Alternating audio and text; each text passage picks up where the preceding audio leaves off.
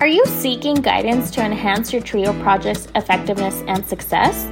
Look no further. Nosotros Education Center, NEC, is here to empower your TRIO project with expert consulting services.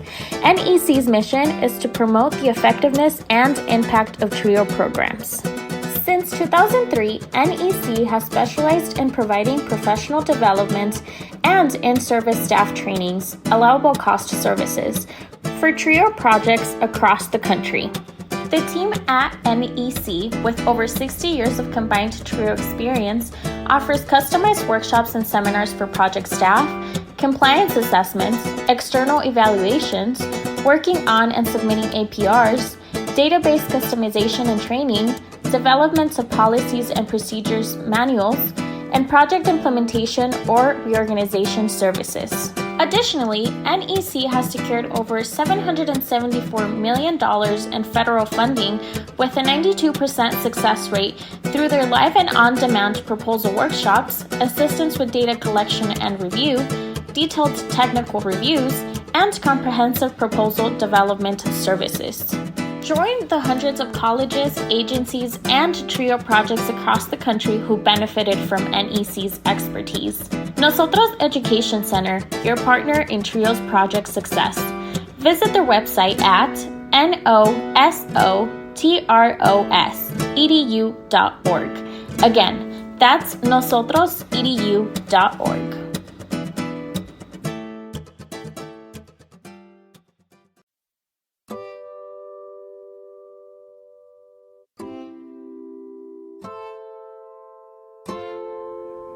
This podcast episode is brought to you by Lonsdale Publishing. Is your program seeking ways to assess your students' college readiness?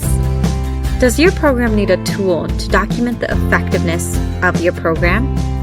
Lonsdale Publishing is excited to offer the Strategic Learning Assessment, a 20-minute online assessment that provides recommendations and strategies to improve academic performance across 11 learning areas: communication, critical thinking, effective learning strategies, focus and concentration, growth mindset, persistence, seeking help, sense of belonging, stress management, test preparation, and time management.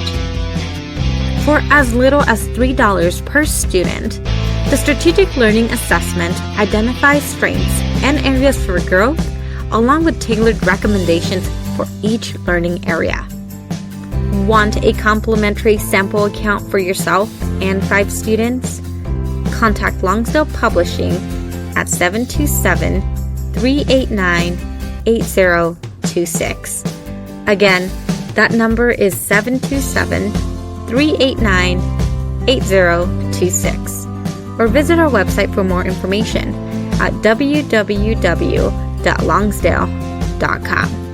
That website again is www.lonsdale.com. Lonsdale Publishing, your partner in student success.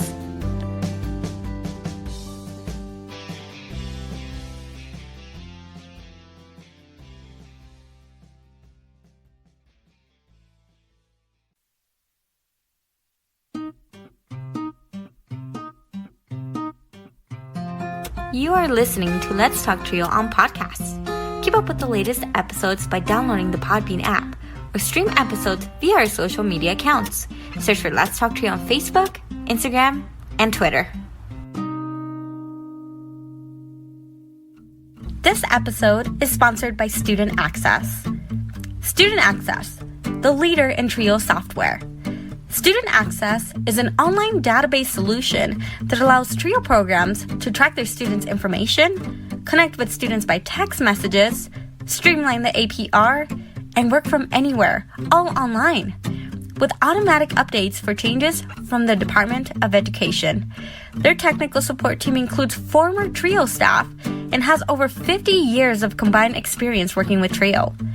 Make it easier to focus on your priority, the students.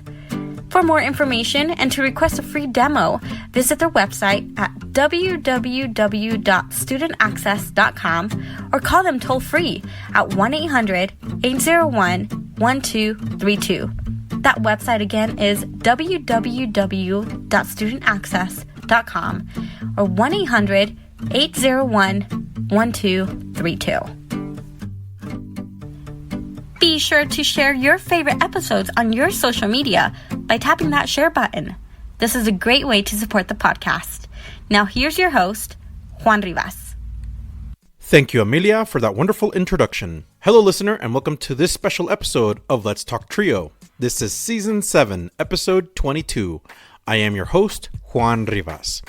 Before we begin, some community announcements. Trio Nation, be sure to call your congressional representatives to defend the TRIO programs. The Trump administration is seeking to eliminate the TRIO programs in their most recent proposed budget. Take action now by spreading the word and contacting your congressional representatives. The link to find your congressional representative can be found on the podcast description. North Carolina Central University is hosting their annual Student Access and Success Conference in 2026. Click the link located on the episode description to learn more. In today's episode, we have the staff from the JCYC TRIO programs, Emalyn Lapus and Daphnis Schmidt. Emalyn and Daphnis are on the podcast to provide updates and tips on TRIO advocacy. Coming up in just a bit, Emalyn and Daphnis from the TRIO programs at JCYC. A heartfelt thanks to our individual supporters, Angelica Villalpando, Rosario Riley, Dr. Ryan Barone, Dr. Jamie Motley, Dr. Jeff Napudi, Angelica Valdez, Felicia Rivera, Eric Lamaster, Jeff Calden, and Jaded Electronics. Thank you to our corporate sponsors, TrioJoblist.com, Nosotros Education Center, Longsdale Publishing, Student Access, and TheTrioStore.com, powered by Proforma. Visit www.thetriostore.com, your source for TRIO graduation stoles. Thank you all so much for your continued support of this podcast. You too can be a sponsor of the podcast. Head on over to Patreon and search for Let's Talk Trio. Choose one of 4 patron levels. You can support this podcast for as little as $1 a month. If you own a business that serves the TRIO community and want to sponsor the podcast, we have different sponsorship packages available. Contact us for details. Become a supporter with a one-time donation to the podcast business PayPal account. Our business handle is @Let'sTalkTrio. Your support helps lift TRIO voices. If you would like to nominate a participant, staff, or alumni to be on the podcast, send us an email at letstalktrio@gmail.com. That email again is letstalktrio@gmail.com. Again, a great episode featuring the staff from the JCYC TRIO programs, Emalyn Lapus and Daphnis Schmidt. Sit back, relax, and enjoy this episode. Hi, TRIO Nation. We are bringing you a special collaboration episode with the TRIO staff at JCYC who are here to discuss the importance and impact of TRIO programs. As we are all aware, the current presidential administration is aiming to eliminate TRIO programs from the federal budget.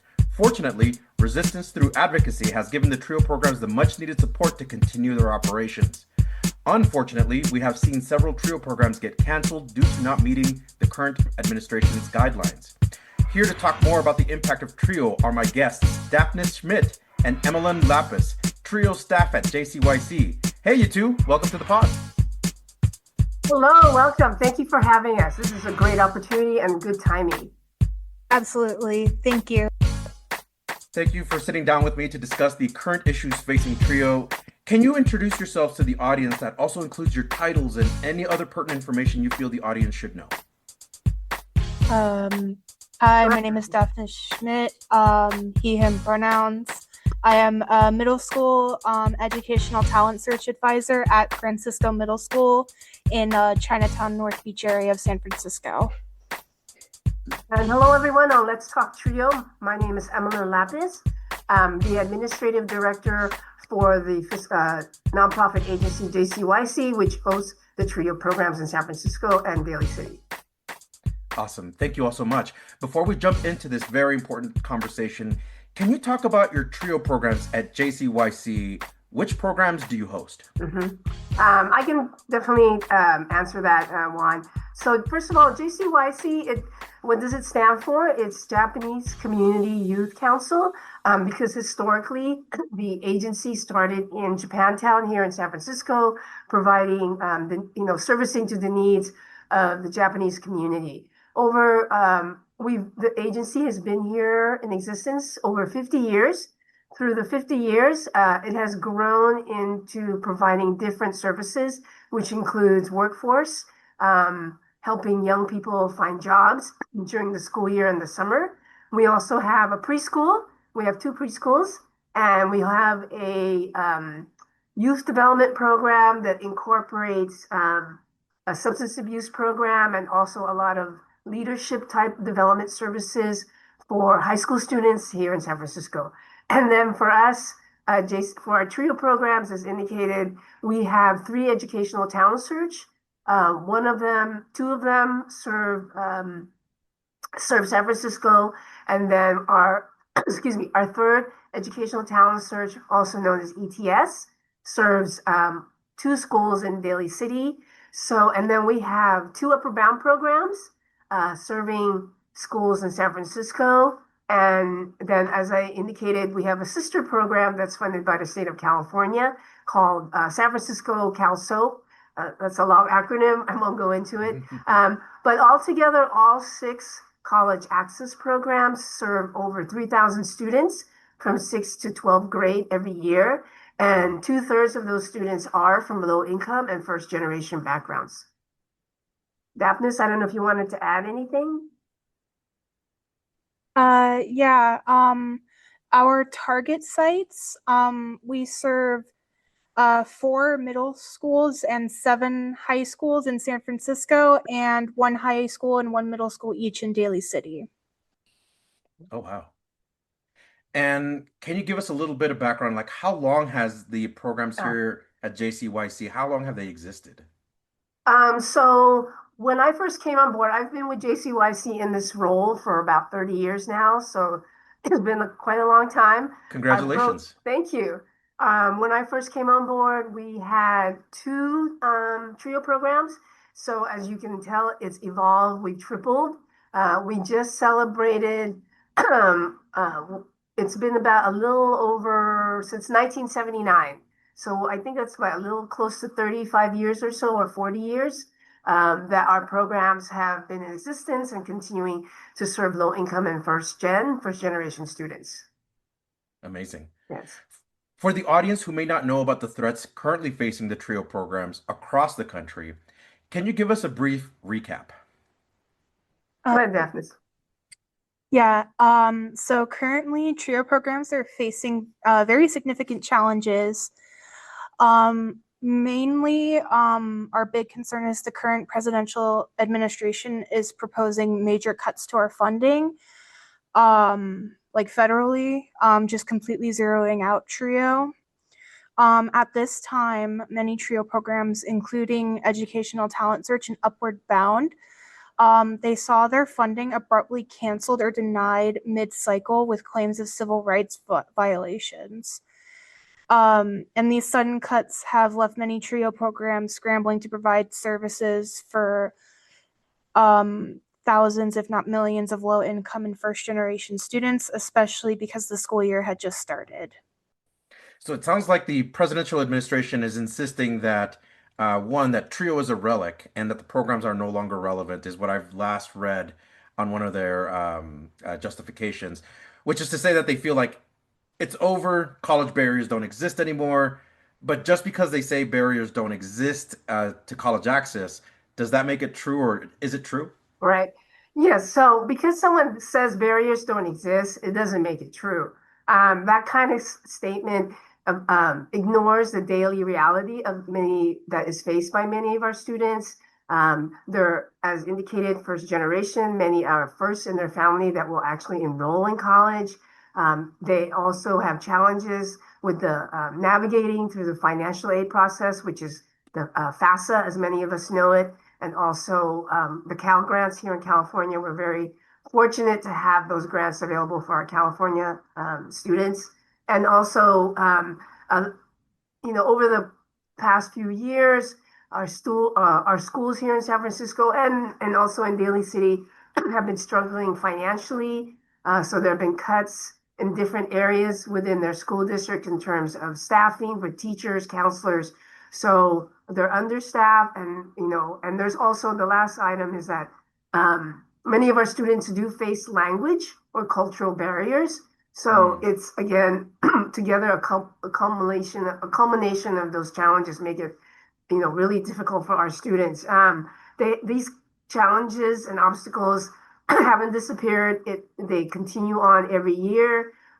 They become more complex. So our TRIO staff who are at the school sites on site working with the school counselors are able to see our students, every day, help them provide on-site real-time help and, being able to help the students navigate the college and financial aid system. So calling TRIO a relic is definitely inaccurate. And it's, again, dismissive of the lived experiences of many of the students the TRIO programs help. Absolutely. Since the mid-1960s, TRIO has provided support to many TRIO students seeking a college education, so really college access. And that key term is right there, the access part. What are some barriers still facing students currently when it comes to access? So there's 3 points that I want to highlight in terms of the barriers. One is there continues to be a lack of information and guidance. Because our students are first gen, their parents may have not had experience of having a college education here in the United States. And, many of them I indicated in terms of cultural barriers, they're not familiar again with the college application and financial aid system. And sometimes, the counselors at the school are overwhelmed.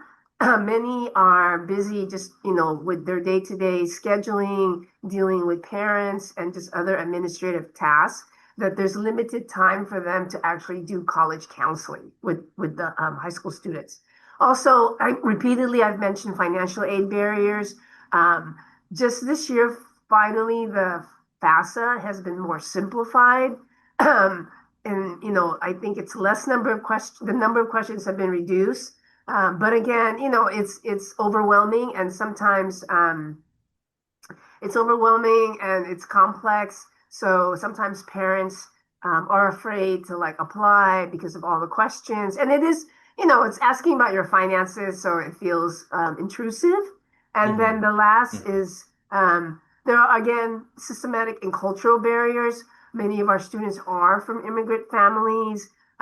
Although the students themselves may speak fluent English, sometimes, again, their parents may have limited English speaking. And so the students have to be the one to translate to their parents about what's going on with their high school process, college application, and financial aid.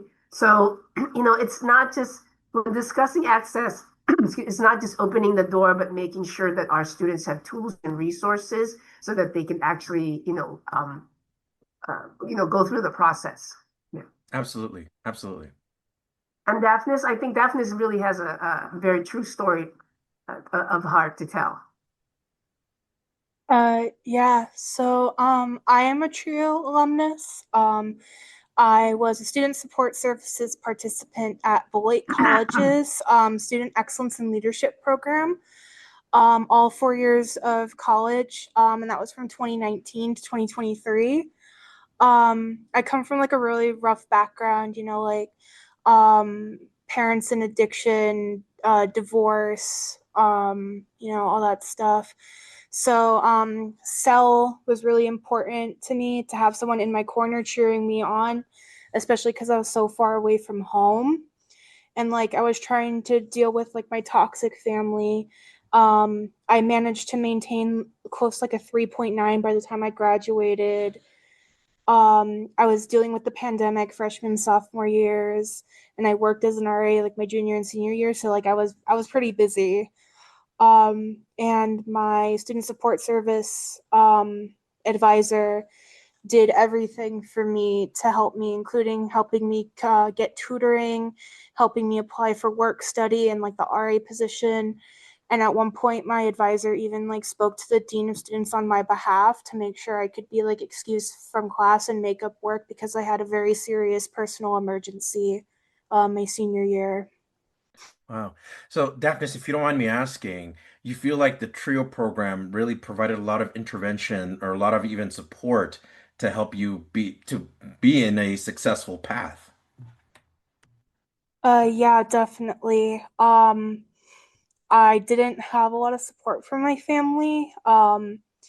It was a weird combination of like, it wasn't a question of if I was going to college, it was like, oh, you're going to college. But at the Mhm. same time, I feel like some of my family had like a lot of like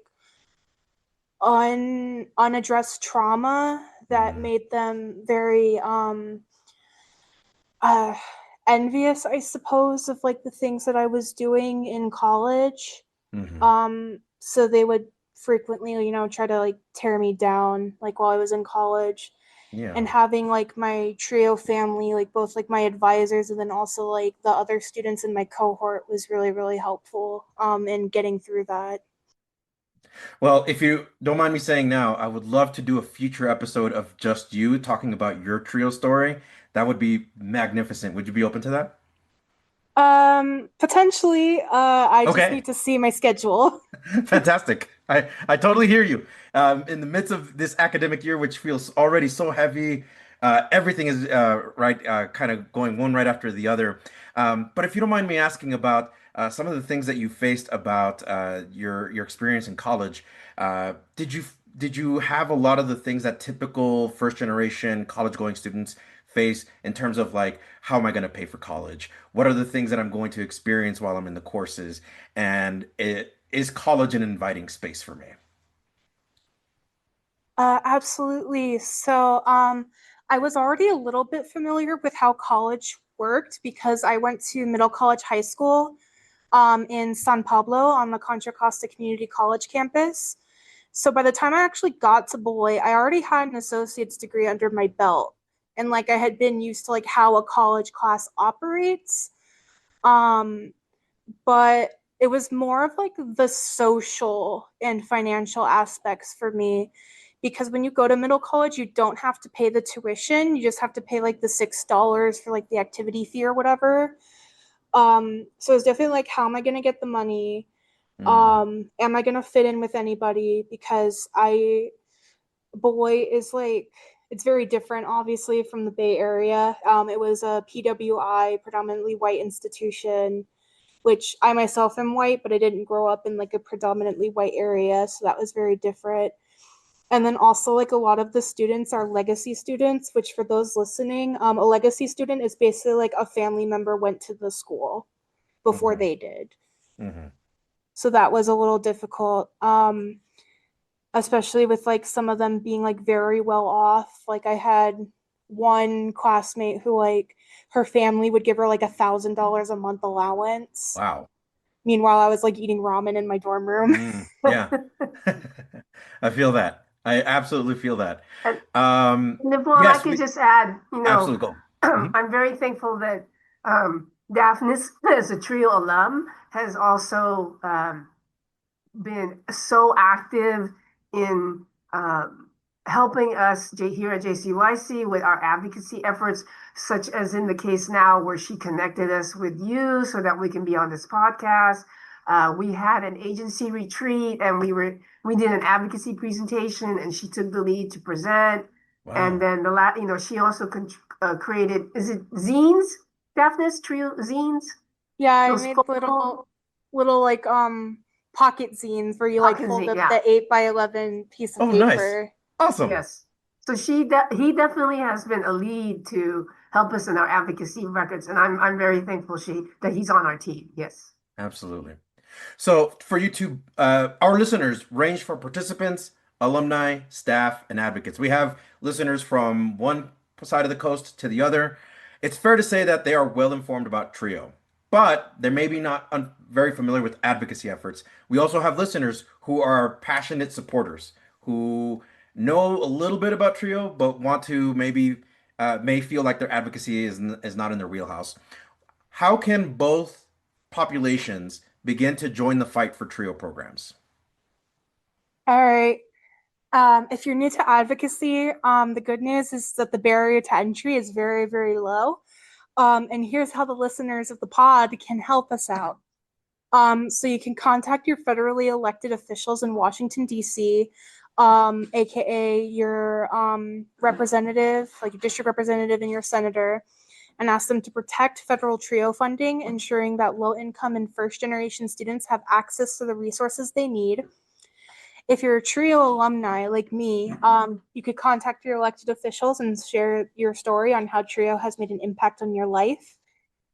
And you can follow and post on our social media platforms to show the success of TRIO and the critical need to preserve these programs. We have an Instagram, a TikTok, a LinkedIn, and a Facebook, and all of those pages are Protect TRIO Now. Juan, I sent the links on the chat. Wonderful. I will include it in the podcast description. So for our listeners, look for the podcast description. We will have the Protect TRIO Now for the account for Instagram, TikTok, LinkedIn, and Facebook. Thank you. Thank you. All right, y'all, can you share some of the strategies you are currently engaging to advocate for TRIO programs? So the current strategies we've been active, of course. So fortunately in San Francisco, in terms of our congressional leaders, our congressional leaders is represented by Speaker Emerita Nancy Pelosi, who covers the 11th district here in San Francisco. And then, as I mentioned, we also serve Daly City, so that is represented by Congressman Kevin Mullen. We have met with their staff, their educational staff, and in DC, as well as locally here in San Francisco and Daly City, and we gave them an overview of what the current challenges under this administration, and we're very fortunate that we have their full support. I have been corresponding with their local staff here, asking questions or asking them, hey, can you please follow up? What is the status of this bill? Or please ensure that we do have the support of these two congressional leaders for our TRIO funding. And we've been very successful. They have communicated and they always indicate that we have the support of both congressional leaders. So we're very fortunate in that case. We've had 2 articles about the current issue facing the challenges of the TRIO program in the San Francisco Chronicle, where one of the articles did highlight one of our senior students who graduated from high school and then will be attending San Jose State with a full scholarship ride. And That is just awesome. also, learning about her challenges growing up and, what she needed to do in terms of being able to, get a full ride at San Jose State. Recently, we've formed our own college access, JCYC College Access Call to Action Committee, where we have led a letter writing campaign and asked other members of the JCYC staff from other departments to help us submit letters to our congressional leaders. As Daphnis has indicated, we've launched this ongoing social media and on Instagram, which is one of the sites we've been very active along with LinkedIn. We've been sharing outreach materials, TRIO buttons with our school and community partners as well, just really trying to increase outreach and access and awareness of this information. And then we recently, like in the last month, called out to our TRIO sisters or brothers and sisters who are in San Francisco, who are where the fiscal agent is another college such as University of San Francisco, City College of San Francisco, as well as UCSF. They also have TRIO programs. We all met. It was a meet and greet, gave each other an overview of our programs, and then in terms of next steps, being able to collaborate and what can we do together to fight and advocate. And then the last thing is our development department was able to create these TRIO infographics, And it might sound like a reach when it was first presented to me that we wanted to share the TRIO infographics with other TRIO programs outside of California because we feel confident California is pretty much going. Many of the congressional leaders of California will support TRIO. The key leaders to message the funding to get our support are many of them are key Republicans. Most of the Democrats are in favor of support for TRIO funding. So we were trying to target the key Republican leaders who may sway to vote for TRIO funding in other states. So it's been a reach. We've sent out emails, hey, we're TRIO program SF. Here are some resources we have. Please feel free to use them. We've gotten some correspondence, but limited. And we will continue to do that. But just now, the whole focus of the government is on the shutdown. So we've kind of put a pause on that. Yeah. But Em, I love that you're emphasizing the fact that there's strength in numbers, connecting with other TRIO programs, making sure that the voices are amplified and that everybody continues to put pressure on their congressional representatives. I don't want to say pressure, but maybe more encouragement from their congressional representatives to, and TRIO has always enjoyed this bipartisan support. It has never really been a Democrat or Republican issue. It has always been we want to see students go to college. I thank you for bringing that up. That is the key of for how our TRIO programs have continued to be funded over the past 60 years. TRIO programs have been in existence over 60 years. We're very fortunate. I truly believe we're very fortunate. We do have a advocacy body in Washington, D.C. It is called the Council for Opportunity in Education, also known as COE. And, they have helped us navigate funding and budget crisis. As I indicated, since I've been in my tenure in this position, I've gone through this, funding for TRIO being cut or eliminate, been proposed to be cut or eliminated at least 3 times. And yes, because of the bipartisan support, we have survived. But this time around, it is really different. It's definitely more challenging, given that we have a president who is basically just kind of doing what they want. And it's made it definitely, yes, and it's very unprecedented. But because of the bipartisan support, there's also a TRIO caucus. So it's a caucus of Republican and Democratic senators and congressmen who have given us that support. So yes, definitely we have survived because of the bipartisan issue. Yes. Well, thank you. Thank you so much for answering that question. Daphnis, you also have an Instagram program dedicated to protecting TRIO programs. You've made it the theme. It's run, I'm assuming it's run partially by you, or you supervise what goes into that Instagram. Can you talk more about this page and what its intent is? Yeah, so I'm on our little social media committee. I'm not producing tons and tons of content for it right now. That's mostly other people on the committee. But our intent is to help spread the word about not only what our TRIO programs do, but what other programs are doing for their students. We also share like those infographics that Em was talking about. And we share information about how people can advocate for TRIO. We have some profiles of famous alumni, and we also have short reels or videos about TRIO, and sometimes they're serious, like elevator pitches about the risks to TRIO, and other times they're a little bit playful, like using like the hot and trendy sound bites and making it about TRIO. You gotta do that. Gotta keep engaged with the kids. What is it now? Skibbity toilet 6-7. I don't know. You gotta keep it engaging and fun. Definitely, short. Absolutely, yes. It feels like the videos have to be a minute long, or even less than that sometimes. Or even less than, yes. I think it's great to focus our efforts with everyone who has a stake in TRIO's future. I think you all are doing a great job.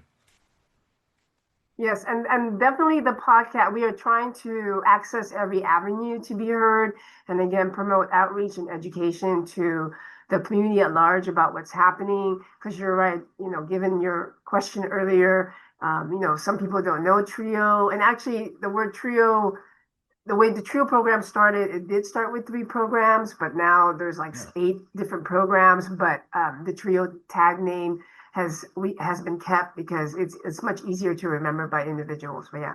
Absolutely. Yeah, advocacy for TRIO's future is definitely very important. I couldn't imagine what my college experience would have been without TRIO, and that's if I would have even gotten past like my first semester without TRIO. So it must be preserved for those who are going to be attending college in the future. You know, like I'm at a middle school, like I see these kids, they're going places, but they're going to need a hand up. Absolutely. So, as of this recording, on October 9th, 2025, the government is still shut down. Can folks still reach out to their congressional representatives while the government shutdown is happening? No, that's a good question. So at this time, I mean, I would say to put a pause on actually reaching out to your congressional representatives and showing their support for TRIO funding. What is happening at this time, as I mentioned before, our national body in Washington, D.C.'s Council of Opportunity and Education is focused now on. So as of October the 3rd, the COE has announced a lawsuit because a lawsuit given the Department of Education's actions to cancel mid-year grants. And they were just told, your program, even though you had went for most, for example, educational talent search programs are on a 5-year grant cycle. Yeah, Their typically, last right? year, yes, this is the 5th year. We're entering our 5th year, which started September 1st and ends August 31st, 2026. But a number of grants, I believe it's close to ATS and all the other TRIO programs that have received the cancellation. One factor we have learned that had led to their cancellation mid-year was that in their grant, they had written that they were attending, for example, a DEI training. And, other TRIO programs are hosted by a college. So at the time that at that time also where the grant was written, it was all about DEI because it was also under a different presidential administration, and DEI was very much focused. And now under this administration, as I'm sure you're aware, there are all these attempts to eliminate any type of DEI practices. So for these grants that had indicated that the staff had attended a DEI training and something similar, those were learning that those grants were those TRIO programs were the ones who received the cancellation notice. And many of them have been canceled as of September 31st, 2025. That is super unfortunate. Very. And so COE at this time is very active in, they sent us an email indicating that they're filing a lawsuit on behalf of these canceled TRIO programs. I believe there's a little bit over close to maybe 200. I might be wrong, but it's definitely, in the at least over 100 that have been canceled. Some may be fortunate that their institution will say, you know what, we're going to continue to provide financial support for you and your staff so you can continue serving your students till the end of the year. So they would have, a nice type of transition plan, a transition out plan. But for many other programs, that is not the case. And their institution may just say, we don't have enough money to give you support. So unfortunately, yes, the end of September was their last day. One of our TRIO sister programs actually, unfortunately, that happened to their educational talent search program. So what they did is they actually reached out to us and said, we share one of the high schools here in San Francisco. And they said, hey, can you help us make sure that you can continue to serve the students that we were serving? And of course, that's what we're going to do. So yes. Absolutely. I think the difficult part was seeing these notices from the Upward Bound programs, talent search programs, and various TRIO programs post on their social media or even send out notices to their institutions that they had to close because of these administrative guidelines. Yes. Is it possible to restore these programs at all? So, we're hoping So let me just backtrack. So actually, in terms of just data and numbers, there's been more than 100 TRIO grants that have been canceled or closed, which has resulted in the loss of approximately 40 million in funding, and that means disruption of services for over 40,000 TRIO students across the country. So that's pretty devastating. In terms of the being reinstated, we're hoping that these lawsuits might lead to that. Of course, it's a matter of time. And, depending again with the government shutdown and just trying to learn, who is still essential federal positions that are essential and working, we don't know what's going to happen. But definitely the government shutdown is impacting that. But just reiterate, we're hopeful that with these lawsuits that yes, they can be reinstated. Yeah. Wonderful. Yeah, and that's especially true. Considering that the reasons why the grants were canceled were due to policies that weren't implemented through traditional channels, and there was no opportunity for grantees to adjust their programming to comply with the new policies. Absolutely. That is important. That's an important note to take right there. Absolutely. All right. Well, you all, thank you both so much for being, to the staff of JCYC, to the TRIO programs, Daphnis and Em, thank you for being on the podcast to talk about advocacy, what folks can do to promote and continue supporting the TRIO programs. We appreciate you both so much. Yes, thank you, Juan, for having us. And we just ask, and please share our social media links. That is definitely at this time a key action item that many of our individuals in the community can help us. And then you wanted to say, Daphnis? Yeah, thank you. This is really important stuff for me. So it's been really cool to share what TRIO means to us and our kids, our students that we work with every day. And our tagline has been, right now our motto has been that TRIO works. So yes. Absolutely. So we typically end our episodes with a sign off. Traditionally, folks like to share a little anecdote, a story, a quote, or something that's personal to them. Would you like to do a sign off for this podcast? I think my sign off would be, like I just said, TRIO works, and that's short and sweet, and hopefully that will be easy for everyone to remember. Oh, and Perfect. Please visit our Protect TRIO Now on Instagram. Yeah, definitely. TRIO works. And just remember that there's a lot of students out here that are counting on our advocacy. They're counting on us to help make sure that their futures have the same access to resources that we had back when we were in college. Are you a participant, alum, or staff of a TRIO program? Do you want your program highlighted? You or your program could be featured in an upcoming episode of Let's Talk TRIO. Get a hold of us by going to our Facebook page or Instagram and send us a direct message. Search for Let's Talk TRIO. We want to get your story to the public.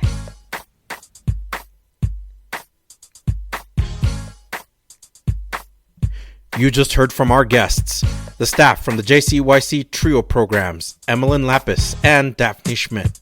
Thank you both so much for being on the podcast and for sharing your TRIO updates. Remember, if you would like to be on the Let's Talk TRIO podcast or know a staff, advocate, participant, or alumni, send us an email at letstalktrio@gmail.com. That email again is letstalktrio@gmail.com. A heartfelt thanks to our individual supporters, Angelica Villalpando, Dr. Jamie Motley, Dr. Ryan Barone, Dr. Jeff Naputi, Angelica Valdez, Rosario Riley, Felicia Rivera, Eric Lamaster, Jeff Calden, and Jaded Electronics. Thank you to our corporate sponsors, TrioJoblist.com, Nosotros Education Center, Longsdale Publishing, Student Access, and the TRIO Store.com, powered by Proforma. Visit www.thetriostore.com, your source for TRIO graduation stoles. Thank you all so much for your continued support of this podcast. You too can sponsor the Let's Talk Trio podcast in one of three ways. Become a monthly patron on Patreon. Our base level starts at $1 a month. Become a corporate sponsor by placing an ad on the podcast. Contact us for details. Become a supporter with a one-time donation to the podcast business PayPal account. Our business handle is at Let's Talk Trio. I'd like to take a moment to thank our honorary members of the Let's Talk Trio podcast, Roderick Chambers, Tony Ho, Scott Kendall, and Susan Cramp. The Let's Talk Trio podcast team is John Russell, audio engineer, music producer and composer, and post-production editor. Amelia Castañeda, script supervisor, marketing manager, social media manager, and producer. Juan Rivas, executive producer and host. Be sure to follow the Let's Talk Trio podcast on Facebook, Instagram, and YouTube. This episode was recorded Thursday, October 9th, 2025. Thank you all so much for listening, and we will catch you on the next episode.